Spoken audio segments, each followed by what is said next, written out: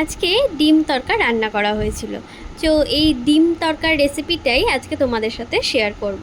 তো প্রথমে মুগ কড়াইটাকে প্রেসারে ভালো করে মামুনি সেদ্ধ করে নিয়েছিল।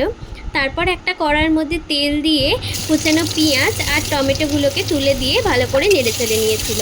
তারপর আদা আর রসুন কুচি দিয়ে দিয়েছিল। এখানে কিন্তু কুচি ইউজ করতে হবে, বাটা নয়।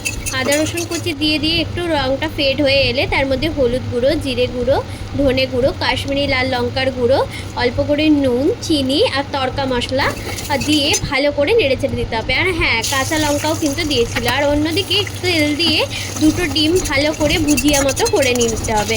লাল লাল করে না, সাদা সাদা থাকলেই তুলে নিতে হবে ডিমগুলোকে। তো তারপরে ওইদিকে জল দিয়ে ভালো করে মশলাটাকে কষে ফেলতে হবে। মশলা থেকে তেল ছেড়ে এলে তার মধ্যে ওই সেদ্ধ করে রাখা মুগ কড়াইটাকে ওর মধ্যে তুলে দিতে হবে। আর ওই যে ভাজা যে ডিমগুলো যে ভাজা হয়েছিল ওইগুলো ওর মধ্যে তুলে দিয়ে ভালো করে একটুখানি ফুটিয়ে নিতে হবে। তারপর লাস্টে ওই তড়কা মশলাটাকে দিয়ে ওপর দিয়ে ছড়িয়ে নাড়িয়ে নামিয়ে নিতে হবে। আর হ্যাঁ, ওপর দিয়ে ধনে পাতাও কিন্তু ছড়ানো হয়েছিল।